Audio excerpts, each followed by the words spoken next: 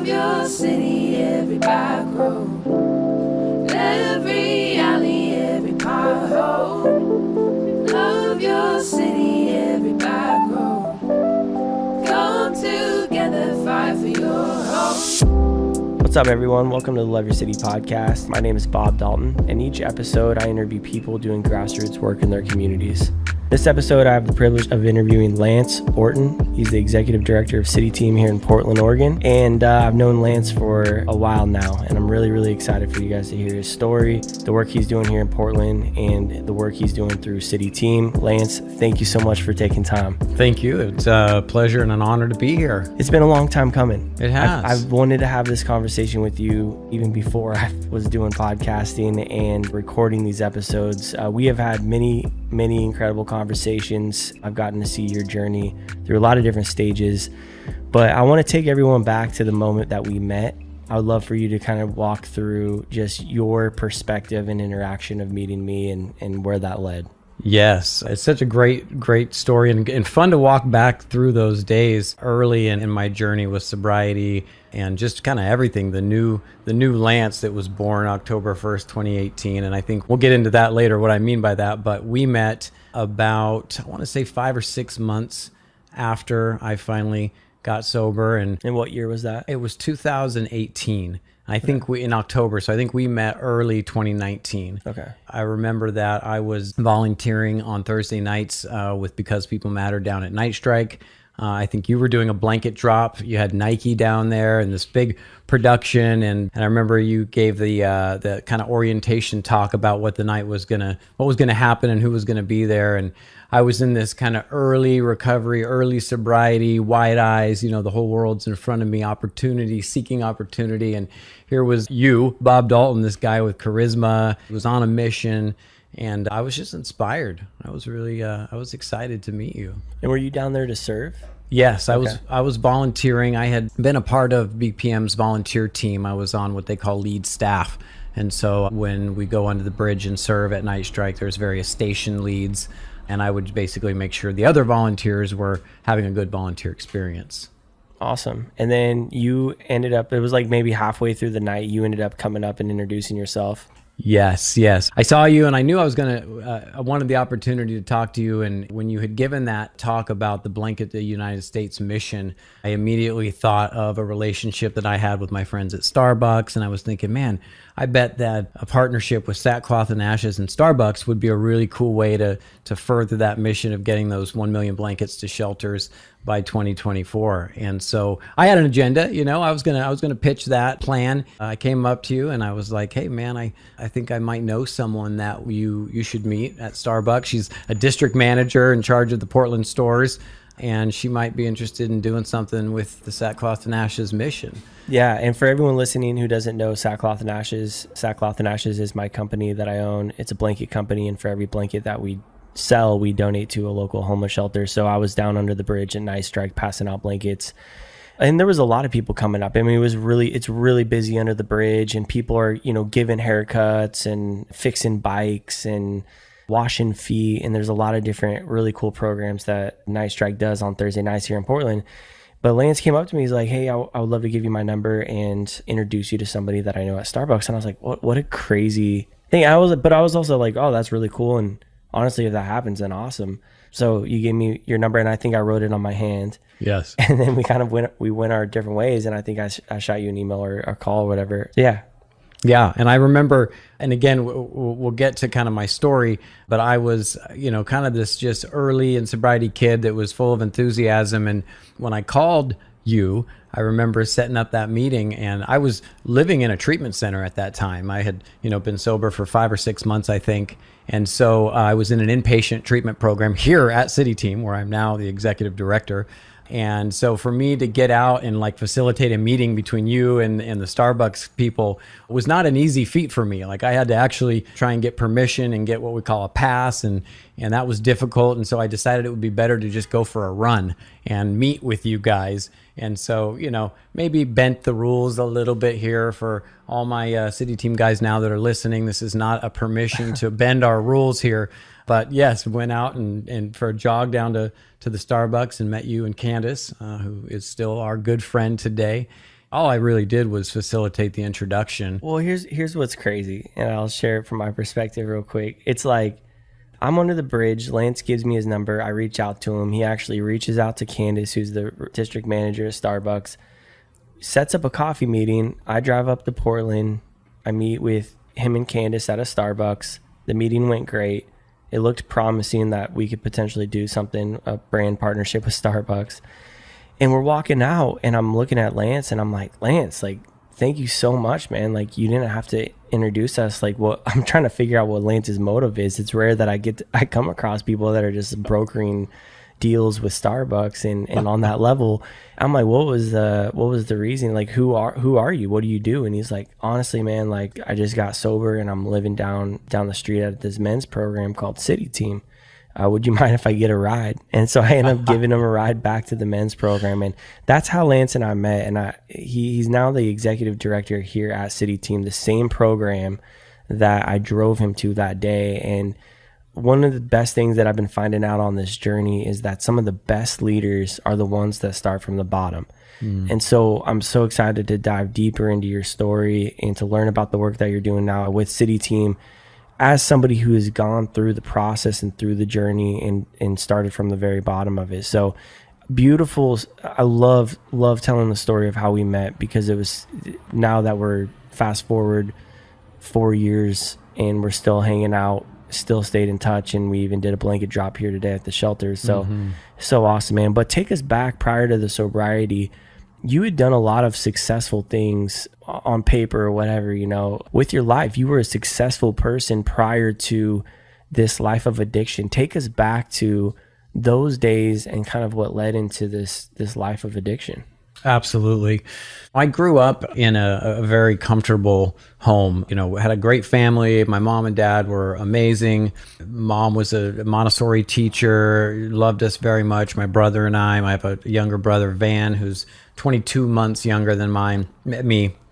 Still a good buddy of mine today, one of my best buddies. And my father was a Silicon Valley kind of early big .com boomer guy. And he was part of the first company to ever sell an airline ticket online. It was called previewtravel.com. Him and a couple buddies started it through a .com at the end. And, you know, back then VCs were giving out hundreds of millions of dollars to anyone with a .com at the end. But they actually had a good idea, you know, and it was to sell airline tickets online. And back then this was like 89, 90, 91-ish. And, you know, the idea that people would spend money on the internet most people didn't think it would ever happen. And so this idea went well. They IPO'd the company. And, you know, prior to that, he was a sales guy, you know, with a bachelor's degree from Cal State Fullerton. So not an Ivy League guy, not a particularly intelligent guy, but he had that charisma, personality, and he was a deal broker. And so his buddy came up with the idea. They took it IPO. It was obviously a huge success. That company was then bought up by Sabre Travel, which is American Airlines, and is now called Travelocity.com. And so that was the world I grew up in. I watched my dad's kind of meteoric rise to success happen. And I was in high school, you know, the most impressionable age to be. And, you know, we're looking for male role models and heroes. And my dad was my hero. We were living in San Francisco in the Marina District. We went to one of the most prestigious private schools in San Francisco, Sacred Heart Cathedral Prep. And I love my life, man. It was very comfortable. And I graduated with honors in high school, went down to San Diego State, graduated with a business degree in 93. And then my dad had basically after Preview Travel became Travelocity, he retired at like early 50s and was given some stock options that basically his golden parachute out. And so he decided to buy a ranch in Napa Valley called Mayacamas. And this is like think of about a horse equestrian executive retreat center, right? Like very bougie in the heart of Napa Valley, actually the mountains above Napa Valley. And he called me up, and I think I'm 24 at this time. And he's like, "Hey, Lance, I've just bought this ranch with like 15 horses. I have no idea what I'm doing, but this is my retirement project. Will you want to come up here and help me run it?" And I was like, absolutely. So I dropped out of grad school, and in my mind, I thought this was like my ticket. You know, I knew if I hitched my wagon to my dad's, everything he does touches turns to gold, and that would just be, you know, how I would get to where he is. And so it went really well. I moved up there with my girlfriend at the time, and you know, I was happy. We were feeding horses in the morning and hosting the Silicon Valley business groups, and companies would come up and use the resort for weddings and corporate retreats, things like that. You know, I'm going to layer the addiction piece into this. There was always recreational use for me. I drank like everyone around me drank. I used drugs probably a little bit more than everyone else, but it never affected my life. I thought, you know, it was recreation, it was at parties, it was what everyone else was doing, and it was not habitual at all. And I thought that was okay. You know, I watched enough movies, and it was, you know, in the cool movies, it seemed it was okay. And I didn't have any real major struggles in my life to this point. Well, at 25 or so, I kind of had a little itch in my life to do something wild and crazy. I was living up on the ranch, and I had made some mistakes with my dad. I think I was a little too eager, and actually wound up embezzling $20,000 from the business. And obviously that sort of put some ripples in my relationship with my father. And he's like, man, you gotta do something. I don't know what's wrong with you, but I'm trying to give you everything, and you're taking more than I'm offering too quickly. So I decided to join the Army. And that was sort of my first attempt to get some discipline in my life and kind of clean my head up a little bit. And so at 26, I joined the Army, you know, college educated guy, 26 years old, going into enlisted combat arms boot camp with a bunch of 18-year-old kids from Oklahoma and Kentucky. So a bit of a culture shock for me. I was not in my element, which is great, is what I needed. And I learned quickly that if I just shut up and put my head down, do what I was told, that, you know, I would do just fine. And so that's what I did. And for just about 3 years, I got put in the 101st Airborne. This was 2003, so it was a bit of a crazy time in our country. 9/11 had happened in 2001, and so we were, you know, deploying to Iraq and Afghanistan pretty much on a constant rotation. I was actually excited about that. It was a weird moment in my life where I thought that would be cool to go over there and, you know, fight and get in touch with my masculinity. As it turns out, I never went over there. My commanding officers found out I had a college degree and I could type well and make a good cup of coffee. So I got attached to the rear detachment, and every time my unit went over, I got to stay home and clean toilets and make coffee. So that was a bit of a bummer. And in that time, my dad died, and that was the first trigger that moved any kind of use into abuse. The way it happened is, I was on a training exercise at Fort Polk. There was a Red Cross helicopter flying. Anytime in the Army a Red Cross helicopter flies in, it's not good news. They're the ones that deliver bad messages when things happen on the outside. And this message said, your father's been killed. You need to go home to San Francisco. End of message. And that was all I knew. This is an interesting thing that happened. In that moment, this is my hero, right? My father. Even though things were rocky and I had embezzled some money and I was out there trying to show him, prove to him that I could get my life together on my own and be a good son again, I never got to make that a full amends to him. And when I found out he had died, the first thought that went through my head was, I'm never going to have to worry about money again. Not, I just lost my father, not remorse, not regret. That's how broken I was inside. I remember thinking, I'll inherit all his money and life's going to be great. It didn't really hit me that I had just lost my father until much, much later. And so I went back to San Francisco and had to deal with the estate and all of that. And as you would have it, there was no will in my father. He died early, and he didn't have a will. And in the great state of California, the spouse gets everything if there's no will. And so my stepmother got the inheritance, and my brother and I just didn't get it. And, you know, there's a lot more there. She actually was diagnosed with stage 4 terminal cancer the same month that my father died. And so she had told us that when she died, she would give us 50% of the estate to be split between my brother and I, and she could do whatever she wanted with the other half. And that was fair. And, you know, this woman was given 6 months to live. Who were my brother and I to challenge the wishes of a dying woman who my father loved very much. And so we accepted that in our own ways. Me, not well. I accepted it because it was the right thing to do. But then I went off on just a drug rampage. My habits became, the next 10 years was just a story of me moving from town to town, running from my problems. Was it just a huge blur? It was. I mean, there was some successes in there. It was kind of like a 4-year cycle. I would land in a place like Napa Valley, which is where I went after I got discharged from the Army. And to finish that up, I had actually decided to stay in the Army. I had applied for officer candidate school, was accepted, and I was going to go career. I actually really enjoyed the Army. And right before going into OCS is when I got that message that my father had died. And so when I got back after my 30-day leave, I couldn't re-engage. I had already started using drugs heavily, and that's not easy to get away with in the Army. I was quickly caught on a UA, a urinalysis, and they exited me from the Army.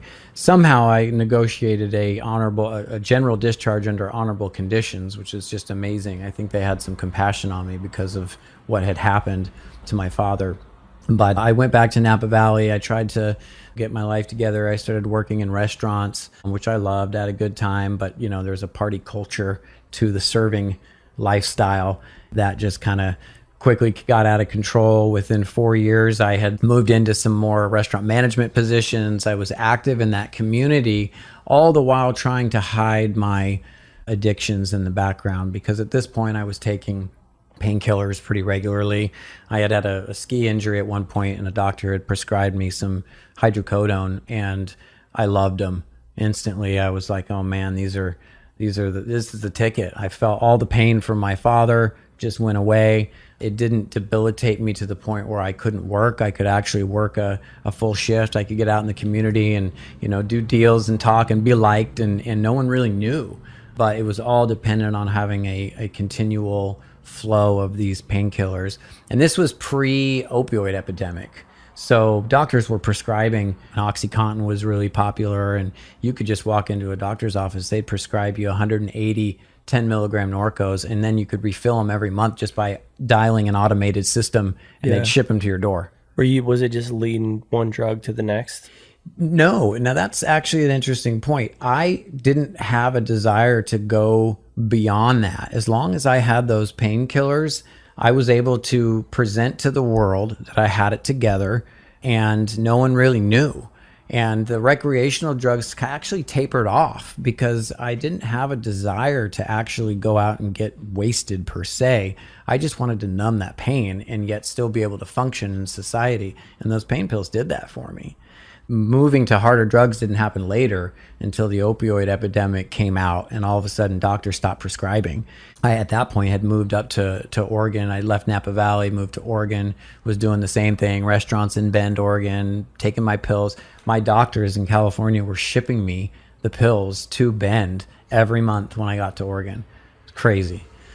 So opioid epidemic hits the news, doctors pull back, all of a sudden I got cut off. This was 2017. Did you know you had a problem up to that point? Absolutely. Okay. I was highly addicted, but I had such a constant flow that I'd never experienced withdrawals. But I knew in the back of my mind, the second that these went away, there was going to be a problem. Did you think that they ever were going to go away? I didn't think that far ahead. That's the thing about addiction. You don't think that far ahead, man. You're in the moment. You are all about, I was all about me. I was all about how do I feel in this moment and what do people think about me? Yeah. That was my whole world. Yeah. And chasing title and money and trying to achieve what my dad had achieved. So it ends up leading into some other drugs. Yes. Wait, heroin. Heroin specifically. And how long were you on heroin until that 2018? 6 months. It was okay. Quick. As soon as they cut me off on the pain pills, I went through my first experience with opiate withdrawals, complete inability to function in society. It became quickly known that there was something wrong with me. And I was working in a restaurant in Bend. There was a dishwasher kid that saw me, and he was like, man, you don't look good. Are you okay? And I was like, no, I'm sick. And he said, try this. It'll fix you right up. And it was a bag of heroin. Wow. And from the moment I tried it, I knew this stuff was bad. I knew it was going to tear my life down to the ground, burn it to the ground. Wow. For 6 months from that day, I was homeless, on the run, running from legal problems, learning from drug dealers that were after me. It was a disaster.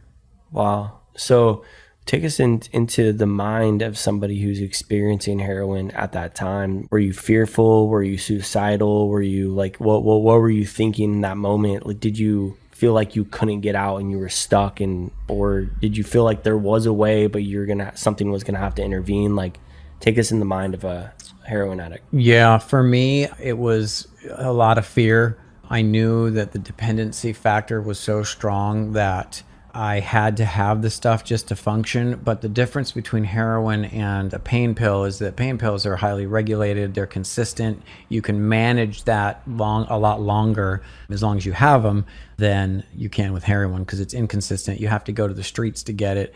And the eventual rise and fall of my use with heroin was because of the people I had to associate with to get it. I could no longer separate my worlds and hide it from the public. And I knew that this was going to be troublesome from the very beginning, but I was so afraid of that opioid withdrawal, the pain that comes from withdrawing from opiates. I wouldn't wish that on my worst enemy. It is terrible. Yeah. And so I did everything I did was to avoid feeling that way. And that led to a slew of legal problems, how I was funding my habit quickly because of the tolerance that's built up quickly. You have to use more and more. And so the things I was doing to fund that were less than admirable. Yeah. People end up on the streets for a lot of different reasons. I say often that homelessness is a result of a lot of different problems. It's like the puddle of the stream of a lot of different problems. For you, it sounds like what led you on the streets was a drug problem, which in turn was a loss of family. Correct. My family had stopped answering my calls. They knew what was going on, and they did the right thing. They put up boundaries and did the tough love thing. And I'm so grateful today to my brother and my mother who did that, because now I have this amazing relationship. But it's because I don't owe them money. It's because the amends I had to make to them is just a living amends. I didn't actually do anything wrong to them or to hurt them other than my behavior. My father, on the other hand, gets a little trickier because he died before I got to apologize, before I could pay him back, before I could show him that I'm capable of living a good life. And so I'm still working through that today. I was going to ask you, how have you been trying to make amends with that? I actually had an opportunity to, in the program of AA, which is a big part of my sobriety today, they teach you through the steps to make amends. And if you can't make amends to someone because it would either harm them or other people, or they're deceased, you write a letter to that deceased person, and then you read that letter to the person. And so I had an opportunity to actually drive down to California, where that ranch, his ranch, which is no longer in the family, and actually is no longer there, period. In 2017, there was a fire went through Calistoga and just completely wiped out this beautiful $7 million property, reduced it to literally rubble.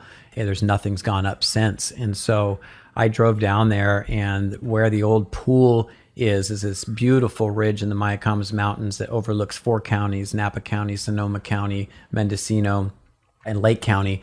And I just got to sit in the empty cement skeleton of a pool and get down on my knees and read that letter to my father and just say, hey, I'm sorry, Dad. I was a very broken human being at that point in my life, and I will spend every day for the rest of my life doing good to make up for that wrong.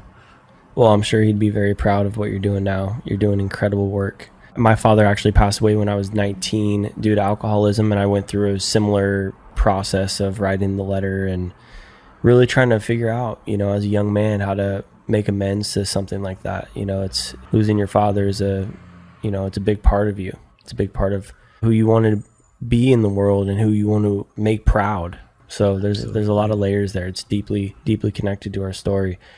Thank you for sharing that. Yes. So take us into the transition from on the streets, heroin addict, to it's time for some change. What was the thing that caused you to make that decision? Yes, this is a very interesting part of the story, because once the heroin burned my life down and people shut doors on me, I was no longer employable. I was no longer trustworthy enough to live in a home or rent an apartment. I had legal issues.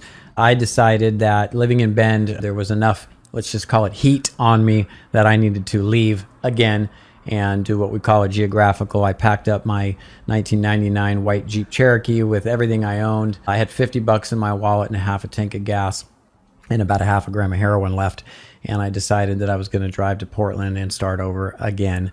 And that was as far as the plan went. There was a particular drug dealer named Crazy Cameron. We'll just call him Crazy Cameron for these purposes. That Sounds about right. Yep. He had some particular interest in finding me. This was a scary individual. You know, he had been in prison many times. He had fully tatted out. His arms were the size of both of my thighs together. An intimidating and scary individual, and I just didn't want anything to do with this guy. I think I owed him $120, I believe, and I had stepped on his pride a little bit by dodging him. So anyway, the plan is to move to Portland, start over. So I everything I own, birth certificate, social security card, title to the car. I get to the Troutdale Walmart parking lot, and I'm out of drugs, I'm out of money, and I'm out of gas. And so I knew I had to get sober before I could do anything. And I just had no idea how. I have zero experience with recovery, no idea where to even begin. And mind you, I'm 42 years old at this point in my life. So the soft landings are gone. No one's going to answer the phone. And my phone was disconnected even. So I was, hopping Wi-Fi around gas stations to try and get in touch with people. And so I get to the parking lot. I'm like going to white knuckle sobriety, get clean, for 5 days. They leave you alone in Walmart parking lots. And so on the 5th day, it's pretty bad. I'm white knuckling it. I'm sweating. I'm sick. And I go into Walmart to use the bathroom. Well, when I get out, Crazy Cameron is in the back of my Jeep under all my clothes with a gun. My God, it's like a movie scene. It's crazy. He found me through a conversation I thought I was having with a girl in Bend, probably to score some more drugs. He had taken over her account, found out where I was, and drove out to Troutdale to basically get me. I was terrified. I mean, I was already ghostly white, but when I saw him, it must have just gone like complete white. And he said, get in the car. Drive. I'm going to take your Jeep and everything you own and leave you for dead because you owe me $120 and you pissed me off. And so I did what he's told, and I'm driving, and I'm like, literally looking at my white knuckles on the car while he's got a gun to my hip. He was pretty intoxicated. I'm pretty sure he was on methamphetamines, had been up for days. He looked pretty scary. His eyes were going back and forth and they were bloodshot and talking really fast. And then all of a sudden he looks over at me and he says, don't worry, I'm not going to hurt you. God told me not this one. He has a plan for you. You need to go to rehab and get your life together, Lance. And in that moment, that didn't register as strange. It registered as, oh, this guy's really crazy. I'm going to jump out of the car while it's driving, roll down the hill and run away. But he didn't. He didn't hurt me. He actually left me. So we pulled over in some park somewhere. He had me sign the title over to my car at gunpoint, and he drove off and left me unharmed. I remember standing in this park somewhere in Portland, and it was this moment. It was this just surreal moment of honestly serenity. Like, even though I had no idea what I was going to do, I knew that this was the end of one life and the beginning of something new. And I remember even laughing. I was like, how does this happen? How does a 42-year-old college-educated guy from a good family wind up homeless in a park in a strange city? It was just mind-blowing. Get an opportunity to have a second chance. Right. That's wild, man. Well, we're here in Portland, Oregon. What part of Portland are we? We are in the central east side. Okay, central east side. We're sitting in City Team's building right now. How did you go from you have an opportunity for a second chance ending up in City Team's program? Walk us through that. Yes. So what happened at that moment in the park is, after my brief moment of rejoicing that my old life was over, I must have had a panic attack or something happened, because I woke up in a hospital, Kaiser, Sunnyside, and the doctors told me that someone found me unconscious in the park and called an ambulance. And they checked me out and said, look, you're extremely malnutritioned and you got tons of opioids in your system, but other than that, you're going to live. So we need to discharge you. And she said, can we give you a ride somewhere? Do you want to call someone? And that was the kind of moment where I was like, I don't have anyone to call. Even if I had any money, I don't have an ID for a hotel room. No one would answer any of my calls. And I told the doctor that I was homeless. she looked at me, she says, okay, well, that's a problem. And the next thing you know, a social worker came in and she said, look, we don't really have a lot of resources except for this voucher to a homeless shelter in town. And so we would like you to give this to you and we'll give you a ride to the shelter. It was a voucher to stay in City Team's men's emergency shelter. And so I just said, all right, man, here we go. Let's see what happens. So I get to this shelter and I'm standing in line with the homeless community, waiting in line for a mat, a meal and a shower. And I get in and after 3 days of going through the normal shelter process, a guy comes out from the building and he looks at me and he says, you don't look like our typical shelter client. He's, I don't want to make any assumptions here, but do you maybe have a problem with addiction and do you want some help? And it never occurred to me that addiction was my problem. Addiction was the reason I was homeless. I had a million other excuses going on in my head of why this happened and blah, blah, blah. But that was the first time I thought, oh, someone's offering help. I don't know what that means, but it sounds like, it's a start. And so I accepted his help. They took me inside City Teams and he told me, we have a men's recovery and discipleship program.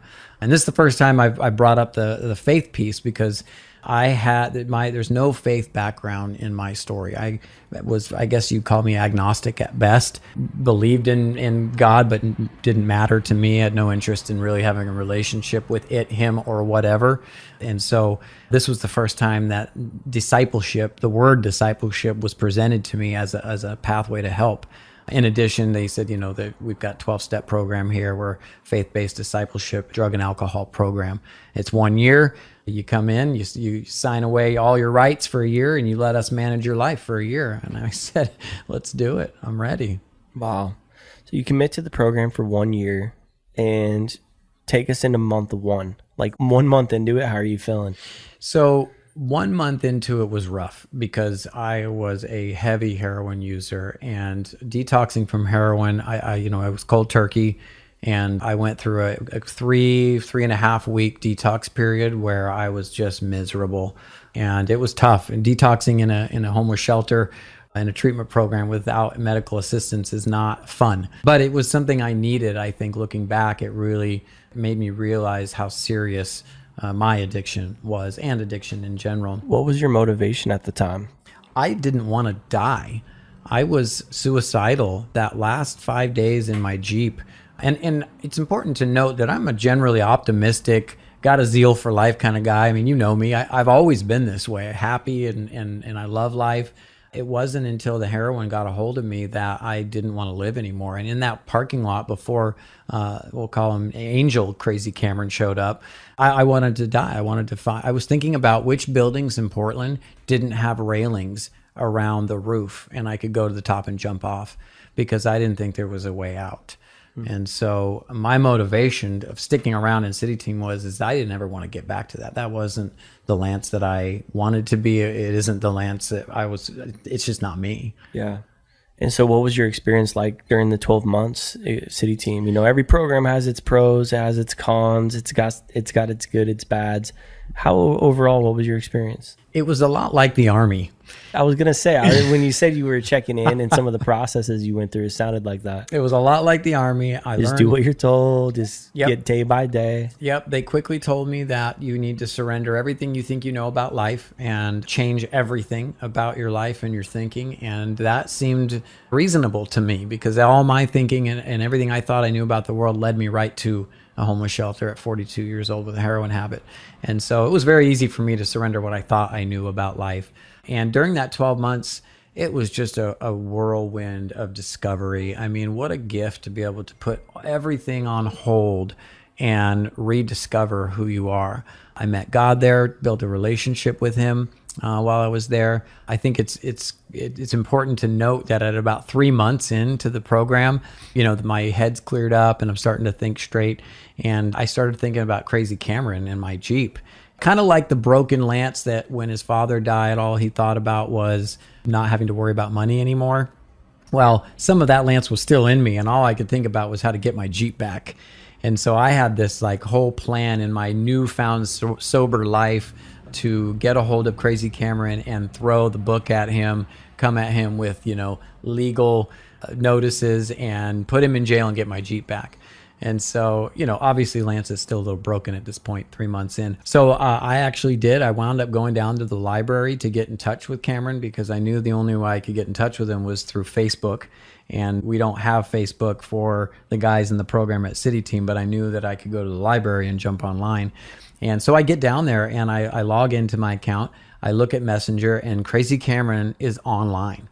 There's a little green light by his name. And I remember thinking, I got him. And then it hit me like a ton of bricks. Before I was able to even say anything, God has a plan for you. You need to go to rehab and turn your life around. I'm not going to hurt you. It ironically came through him. And it came through him. And that's when I realized that God was not only real, but he was there the whole time. Even before I knew or cared about him, he was protecting me. He was guiding me. I just wasn't listening. So you graduated the program. What were some of your ambitions following the program? Kind of, you started contributing and getting involved with BPM and Night Strike and really turned your life around for the better, because that's when I met you. I mean, you were still in the program, but you still were serving throughout the program and kind of eased your way into some really cool opportunities. Yeah, I quickly learned the value of service while in the program. I mean, I think if I could attribute one thing to my happiness and success today in life in general, is that I really, really put the needs of others before my own, because I learned while in the program that serving the houseless community around the shelter on a daily basis. I was in the kitchen and I cooked most of the meals for the houseless community while I was in the program.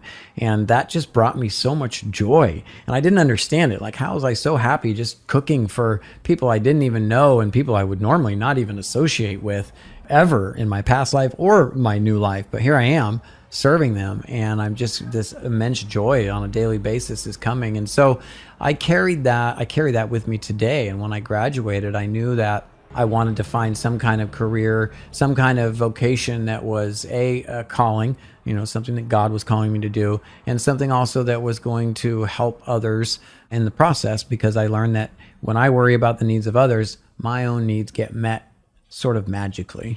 Yeah. Well, let's dive in real quick to what you guys are doing here at City Team for the city of Portland. Portland is one of the most talked about cities in the United States when it comes to homelessness, up there with LA, New York. Portland is in that conversation with how bad things have gotten and how much people complain. We talked to somebody today. I said, how much does homelessness come up in your conversations? He says, all the time. It's a city that is increasingly getting worse. Mm-hmm. And it's really unfortunate. I'm from the state of Oregon. Portland is right down the road from where I grew up. It's really sad to see. What is City Team doing to combat homelessness here in Portland, and walk us through some of the strategies and the programs? The homeless issue or the houseless issue or the problem of homelessness, however you want to put it, it's a complex issue. And I'm not going to presume to know the solution. All I know is that my homelessness was caused by addiction and a broken way of thinking. And the solution came to me by surrendering everything I thought I knew and allowing other men who had similar problems and had gone before me guide me in that early first year. And so City Team obviously is an emergency shelter for men that can come in 7 days a week, 365 days a year, get a hot meal, a hug from the guys in the shelter that work the shelter in the program, a shower, get their dignity restored, even if just for one night. And they can continue to do that as long as they need shelter. The beauty of City Team is that we have the addiction recovery program in the shelter. So if an individual wants help, like I did, and shows up with a problem with addiction, or even just a problem of general brokenness, a lack of God in your life, or needing a new blueprint of how to live, we can transition you from that shelter to the program. There's no cost. You give back and pay your way by operating the shelter. So it's this beautiful kind of cycle of giving back, and therefore your own needs get met. And so I think that when it comes to what am I doing, what can I do about the homeless issue in Portland, is we can take individuals off the street who are struggling with addiction, homeless, and need help, and put them back into society with opportunities to get work. They can get their degrees while they're in here. If they need to get their GED, they can get their driver's license back, social security card, birth certificate. Mind you, when I showed up to City Team, I didn't have any of those. Cameron drove away with my birth certificate, my social security card, everything I needed to be a contributing member of society just poof, disappeared. And I didn't realize how daunting getting all those documents are. And City Teams was so gracious. I got a case manager when I first showed up, and he walked me through the process, going down to transitions projects downtown and waiting in line for a lottery to get a free check to the DMV to get your driver's license. And, navigating that whole process, City Team was really good at doing that. And so we currently have 4 cycles of graduations from our Men's Renew program each year. We're currently graduating between 8 and 12 men per cycle. So if you do the math, that's an average of about 40 guys a year. And that's in our one tiny building here in the Central East Side. And our rate of success, I hate to use that word, but let's just say the guys that are graduating, staying sober, actually becoming contributing members of society, having a living wage, stable housing that come out of City Team is an amazing ratio compared to, say, the national average. Why is that? I believe, and I don't know for sure, it is an anomaly. The numbers are an anomaly right now, because I think the national average recovery numbers are, for the alcoholic, it's like 25% recover. I think overall addiction, it's like 10%. For opioid addicts like myself, I read once, and these numbers could be fact checked, and I could be off a little bit, but 3% of opioid addicts actually survive long-term sobriety, thriving sobriety, which that just blew my mind. Yeah. Well, to give you the numbers at City Team right now, in the last 4 graduating cycles, we've graduated, I believe, 38 men, and 36 are still thriving and sober today, which is unbelievable.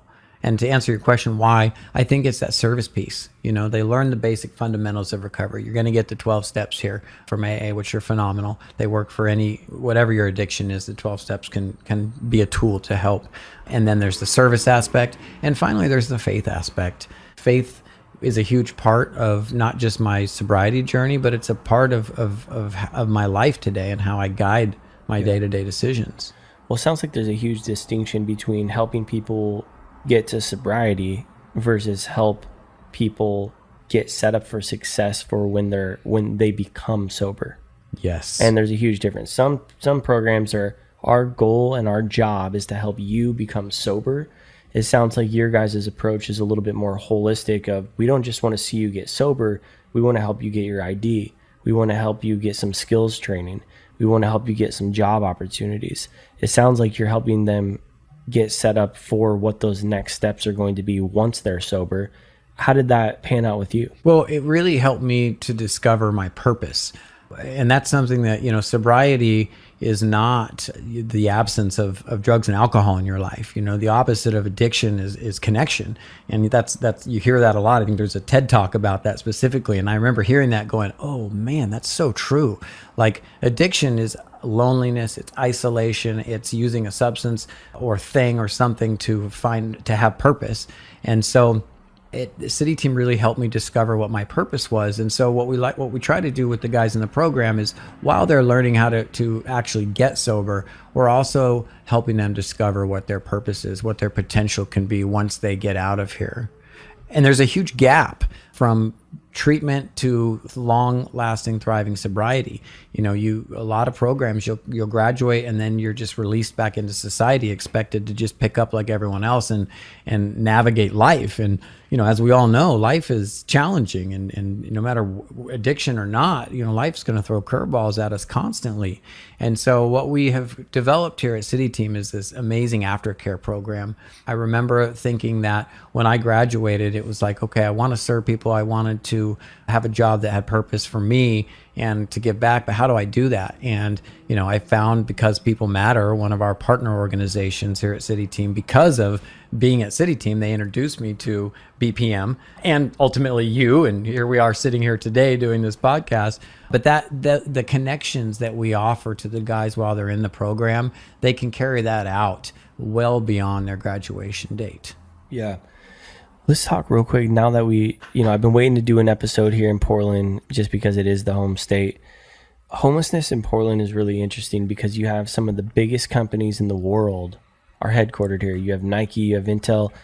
What do you feel like could be like, why is homelessness getting worse, but there is seemingly this opportunity amongst all of these amazing companies that have platforms and endless resources to do something about it? What is the disconnect in your opinion? That's a tough question. I think for us, one of the challenges is being a faith-based organization. There's a stigma, especially right now in our society, that, the church, capital C, is a big source of a lot of the problems in society. And so that's challenging for me specifically because I come from such a relatively unchurched background. I love the church. I love the faith. I mean, it's done so much for me, but I also acknowledge that there's also a lot of people that have been damaged by the church. And so a lot of organizations, and I'm not saying this is why, but it is a fact that a lot of organizations will not work with, donate money to, or partner with faith-based organizations for whatever reason. Yeah. That's challenging. Yeah. I mean, it's kind of bullshit though. Mainly here's why.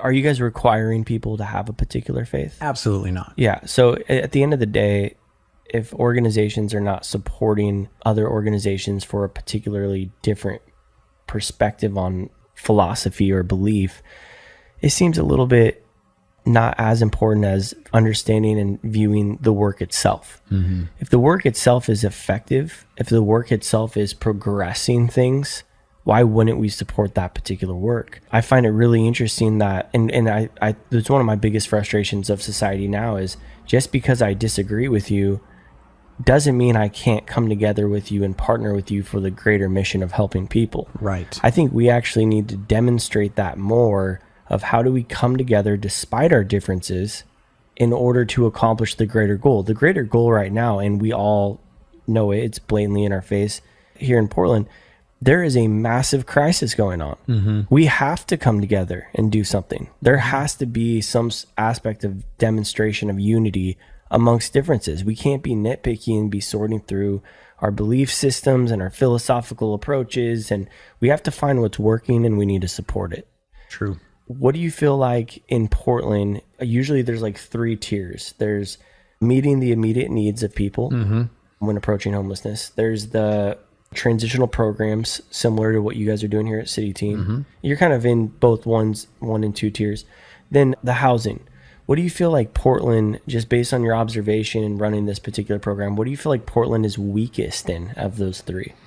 I think that, I know that there's some statistics about Oregon and treatment, access to treatment, and I believe Oregon is one of the worst states in the country for access to treatment. So even though we have it here and City Team is doing those first 2 tiers, like you mentioned, I think overall there's a much bigger need for more options for treatment. But I also know that there's a big gap in post-treatment, and you mentioned housing.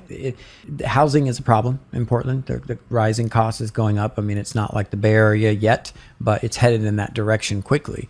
And to graduate a treatment program and expect an individual is going to have a living wage, meaning they can pay for their own apartment and everything associated with living a normal life right out of treatment is just silly. It's very rare. Yeah. Unless you come in with, a college degree and already have some connections or you've got family behind you. But a lot of guys that come in here today, they don't have any of that. They've been on the streets for who knows how many years and come with all kinds of problems. So that barrier to actually getting back into society and staying there thriving long term, there's a gap. And that gap, I believe, is that transitional piece between aftercare, graduating a program, getting into housing, and still growing and still learning and still being connected to a solution, because there's not a lot of those people doing that right now. Yeah. If you were to shine a spotlight on what you feel like is some of the most effective work that you've seen in Portland in servicing the homeless, what would you say? That's a great question. I have to give a shout out to Because People Matter. They're not only my former employee and friends, and their founder CEO, Marshall Snyder, married my wife and I. So I'm definitely biased, but at the same time, I will say they're doing phenomenal work. I consider them our unofficial outreach wing here at City Team, because our guys get to go serve with them. They're out there not only serving just the marginalized and the houseless population, but they're also working with at-risk youth kids in low-income neighborhoods through their B-Town Kids program. You saw today the transformation trip that came in partnership with Youth Dynamics, where kids get to come from outside the urban center and truly get an urban plunge, if you will, where they get to serve and see what we do here at City Team. And so BPM definitely is doing some great stuff. That aftercare piece that I just mentioned, there's a Salvation Army actually is opening up a new program. It's a sober living environment program, not necessarily treatment, but it's for guys who graduate a program and then they can go live for 2 years at their building out in the airport. And it's called Bridgeway of Hope. We're actually going to an open house there later today. And so I think that's a phenomenal approach to, okay, there's treatment, but we need a aftercare. We need like a 2 to 3 to 4 year area where they're graduated, they're back into society, but they're also cared for and continuing to grow. Yeah, it was awesome to see all the organizations, even just today, coming together, working together. You opening your doors to letting some high school kids come in and learn about the work that you guys are doing is amazing. You guys are doing exceptional work here at City Team. Huge fans of what you're doing with the men's program. Getting to meet some of the men today was amazing. How can people stay in touch with you, support you, get connected? I think one of our biggest needs right now is volunteerism. We're coming out of that pandemic where literally volunteerism dropped off completely for a while. And now that, it is allowed, I think that people are still kind of a little bit cautious of wanting to come out. And so our shelter is in all the operations that we have are run strictly by our guys in the program. And so we definitely need volunteers. Come out, serve dinner with us. We've got a women's services program Monday, Wednesday, Friday from 1 to 3 p.m. We need some women to come in and help with the women's services. That's definitely a need. And then, of course, there's financial contributions. We're 100% privately funded. We have not taken any state or federal money. You can always find us at cityteam.org that way. Awesome, man. And yeah, if you want to support them financially or fill out a volunteer form, you can also visit loveyourcity.org, search the city Portland, and look up City Team. Thank you so much for spending time. My last question for you is, why local? Why do you feel like it's important for people to take action locally? I think it's important because that's the connection piece to whether you're serving, if you're giving your time, if you're giving your money, keeping it local. There's so many issues in every city, in every town, across our country, across the world. But when you can give money or your time locally and stay connected to the mission, it's just so much more meaningful, I think. And it's so much more effective because, as I said earlier, with regards to addiction, the opposite of addiction is connection. And if you can put your feet where you're putting your money and your time in that organization regularly, you're just increasing that connection piece.